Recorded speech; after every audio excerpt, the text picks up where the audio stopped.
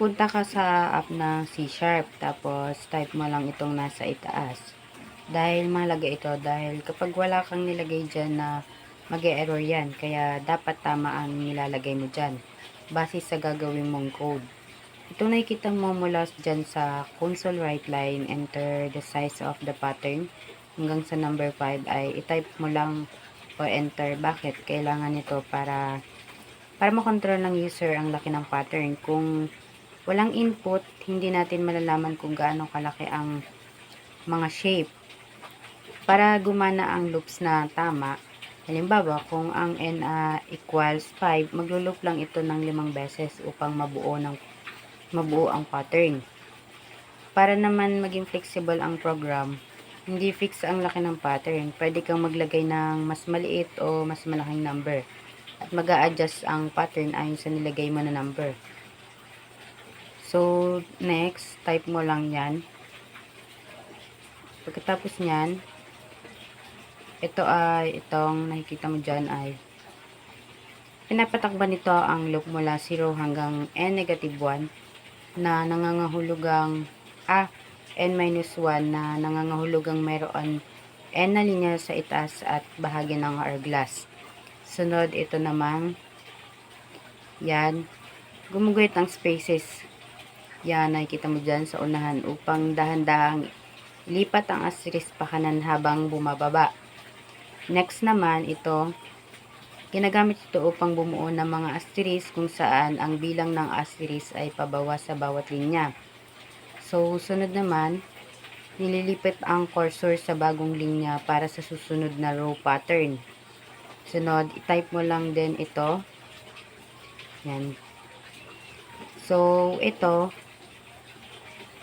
ano ang ginagawa ng bawat linyang ito? So, itong sunod na yan, magsisimula sa 1, hindi sa 0, para maiwasan ang paulit-ulit na pinakagitnang linya. So, next, ito naman, yan, gumuguhit ng spaces, ito, sa unahan upang dahan-dahang ilipat ang asterisk pakaliwang habang bumababa. So, ito namang sunod, ginagamit ito upang bumuo ng mga asterisk, kung saan ang bilang ng asterisk ay padagdag sa bawat linya. Itong sunod ay katulad ng sinabi ko kanina, nililipat ang cursor sa bagong linya para sa susunod na row na pattern. Sunod, i-type mo lang itong sunod. Yan. So, anong ginagawa ng bawat linyang ito? Ito ay nag-loop mula 1 hanggang n para sa bawat linya ng unang bahagi ng butterfly. So, itong sunod ay pinuguhit ang unang bahagi ng butterfly pakaliwa, dumarami ang asterisk habang lumalaki ang I.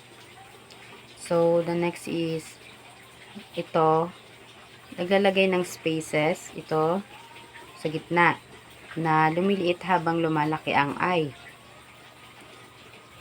And itong sunod, gumuguhit ng pangalawang bahagi ng butterfly pakanan na mirror image ng kaliwang bahagi. So, para magparehas lang din yon. So, katulad ng sinabi ko kanina, itong console write line, lipat sa sunod na linya para susunod na row na pattern. So, yung sunod, i-type mo lang din yan, kagaya nung kanina. And then, yan, sunod na yan. So, ano ang ginagawa ng bawat linya? So, ito ay magsisimula mula n, minus 1, pababa hanggang 1 para sa pababang bahagi ng butterfly. Sunod ay ito. Yan. Umuguhit ng unang bahagi ng butterfly pakaliwa. Paunti-unti ng kumukunti ang mga asterisk habang bumababa. So, the next is ito. Yan. Naglalagay ng spaces. Katulad kanina, sa gitna. Magkaiba naman, gitna naman to. So, na lumalaki habang bumababa.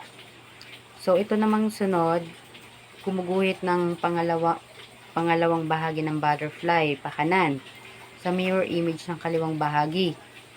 So, ito namang sunod, katulad lang ng kanina, Ang console right line, lipat sa sunod na linya para sa susunod na row pattern. So, ito, i-type mo lang din tong nakikita mo yan sa screen. Yan. Anong ibig sabihin ng bawat condition dito? Yan. Nakikita mo dyan sa screen. So, itong I equals 0, kung I equals 0, nasa unang row, itaas ng border.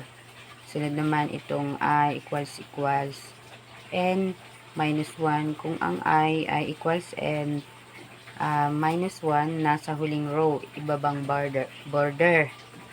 Yung j naman equals 0, kung j equals 0, nasa unang column, kaliwang border.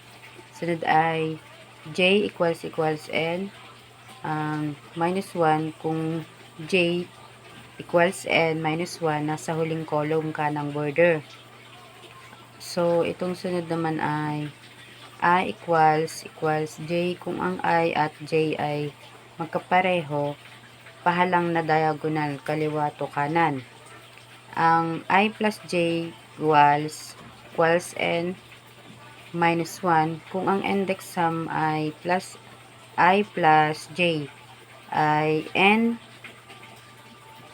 minus 1, pahalang na diagonal yon, kanan to kaliwa. So, kapag nagtugma ang alinman sa condition sa itaas, magpiprint ito ng asterisk. Kung hindi nagtugma, magiging print ito ng yan, spaces na parang alignment. Dalawang spaces para sa alignment. So, next type mo lang din to. Yan.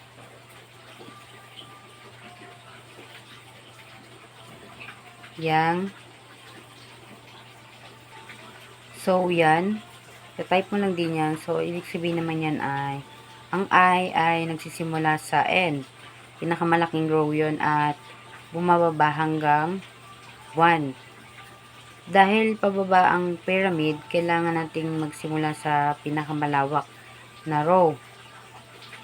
Sunod, ang loop na ito ay siya ang nag-aayos sa kabuoang taas ng pattern.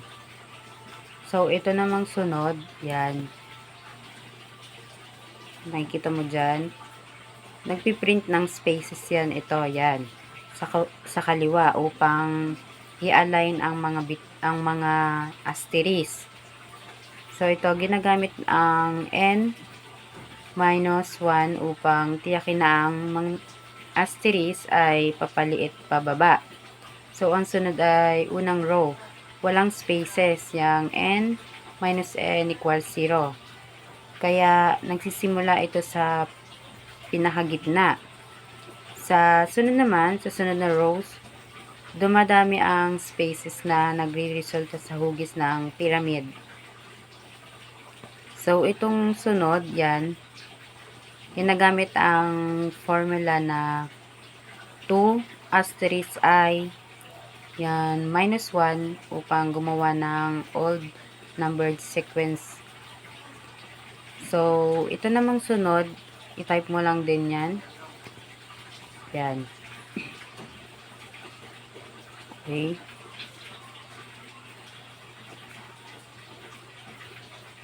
Ano ang ginagawa nito? So,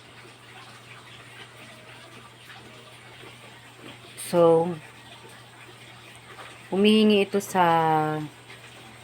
ng input mula sa user para sa taas ng n ng Tatsolok. So, sinisigurado na ang input ay isang power of 2 gamit ang bitwise operation.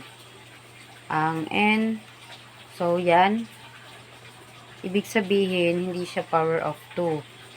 And then yan, ibig sabihin hindi siya valid na positive number. Kung hindi valid, nagpapakita ng error at hindi na itutuloy ang program. Tatawagin ang draw Sierpinski n para ipakita ang pattern.